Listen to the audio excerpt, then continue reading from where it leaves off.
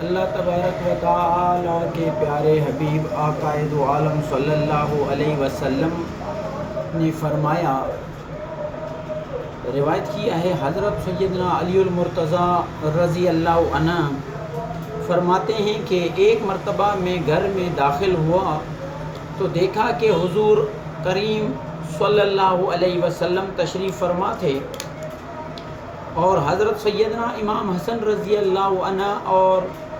آپ کے دائیں، اور حضرت سیدنا امام حسین رضی اللہ عنہ آپ صلی اللہ علیہ وسلم کی بائیں جانب گود میں تشریف فرما تھے، جبکہ حضرت سیدہ فاطمۃ الزہرا رضی اللہ عنہا آپ صلی اللہ علیہ وسلم کے سامنے تشریف فرما ہیں۔ حضور نبی کریم صلی اللہ علیہ وسلم نے مجھے دیکھ کر فرمایا، اے علی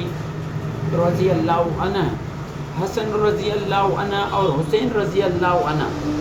دونوں میزان کے پلڑے ہیں، جبکہ فاطمہ رضی اللہ عنہا اس کا ترازو ہے،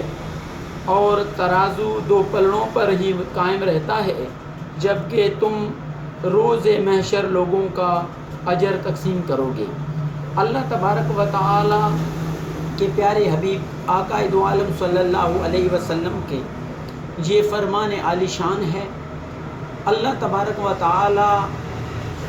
دین اسلام پر، خصوصاً کلام الہی قرآن مجید پر، اور نبی صلی اللہ علیہ وسلم کی تمام فرامین پر، تمام احادیث صحیح پر، اور خصوصاً ہمیں دین اسلام پر، نبی صلی اللہ علیہ وسلم کی تمام سنتوں پر اللہ تعالیٰ عمل کرنے کی توفیق عطا فرمائے، اور زندگی جو صحابہ کرام اور اہل بیت کا جس طرح گزرا ہے، جو دین کے لیے، اسلام کے لیے ہر بڑے سے بڑے تکلیف اور بڑے سے بڑے پریشانی اور بڑے سے بڑے دکھ دردوں کو جو ہے نا برداشت کیا ہے اللہ تعالیٰ کی رضا کے لیے اور توفیق سے،